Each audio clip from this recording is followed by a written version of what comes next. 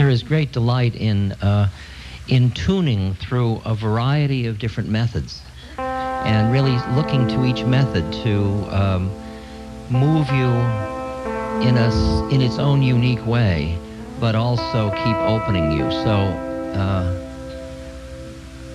be very generous in your opening to methods, because if you bring to them a pure heart and a yearning to be free, they will serve you in that way. The way you get your karmapans with methods. If you use them for power, you get power, and then you're stuck with the power. If you use them to reinforce your separateness, you get left in your separateness. And what we are doing is we're reviewing how we can look at our life experience in a way that liberates us from suffering and liberates those with whom we come in contact from suffering. And you'd say, well, that's a negative way of looking at it. You could say, we are learning how to be happy with what is. With what is. And the flip that occurs that we're really working with is to figure out how to enjoy the unfolding storyline of your life without being trapped by it. How to delight in it, how to enjoy the play of the uniqueness of each form and how it works and how you interplay and interact without being trapped in the narrowness of it. I have watched again and again in this society, people get defined into a role and they start to be scrunched up into that role, and that role traps them. For a child to see their mother as a friend, not a mother. For a prisoner and a guard to see each other as fellow human beings instead of just prisoner and guard. There are how many roles we get trapped in. And when the role has a lot of symbolic power to it, we get very trapped in it. Like wealth or beauty or something. Some uniqueness. Positive or negative. We start to be so identified with our symbolic value and the role we're in that people can't, we starve to death because we're trapped. It's like wearing an outfit that's so flamboyant that everybody responds to the outfit and nobody notices you.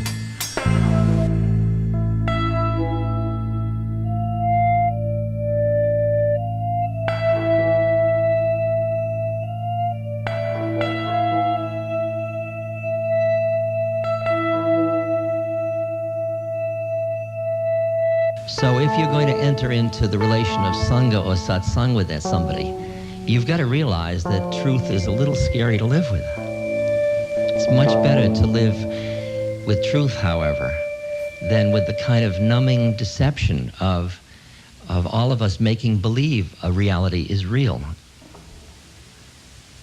I mean, when you look at the way, the violence that consistency has done to your truth, it's staggering. Because when you understand, I can do nothing, God does everything. I can do nothing, God does everything.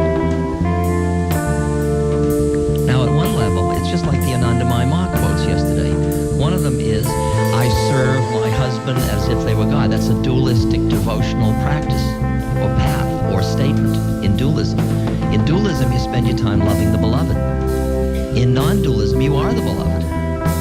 You exist on both planes. How do you train your awareness so that it doesn't get trapped in one plane and then cut off your access to the other planes? That's what the issue is.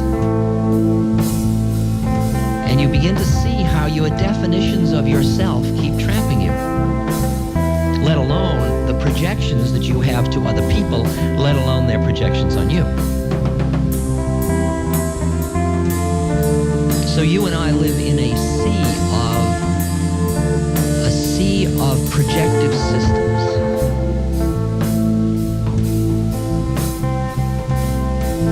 Some of which are coming out of our own desires, needs, fears, attractions, aversions, preferences, prejudices, opinions. And some of which are coming from everybody else's. And the question of how do you dance through all that without ending up completely caught in it, especially when the ones coming out of you and the ones coming out of them say the same thing. That's a real conspiracy. See, the predicament is as you awaken, you realize you have been the perpetrator of the conspiracy you got caught in. It's not real paranoia. It's not like they did it to me. They've got this terrible conspiracy. You're it. You are it. We are it. We are the conspiracy. And the interesting question is, when you extricate your awareness from being part of the conspiracy, what happens? If you're just doing it in a half-baked way at first, you're busy telling everybody you've gotten free of the conspiracy, and then they usually imprison you somewhere because you don't get free of the conspiracy. But a mature person isn't in the conspiracy and is not in the conspiracy even to the point of putting down the conspiracy. They're just not in the conspiracy. And then they're living in a different universe. And therefore, their being is free of that conceptual homogeneous field. And that freedom is what they offer to another human being that frees them. And it's as if we all meet through our prison cells. Hi in there. What's it like? Do you know how to get out? No, do you? 어머니 분명 어마어마한 거죠.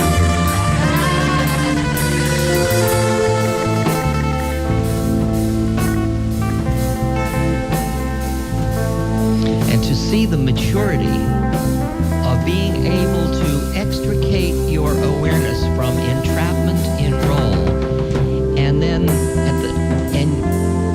without violence, and fulfilling the roles at the same time, but fulfilling them from a different place.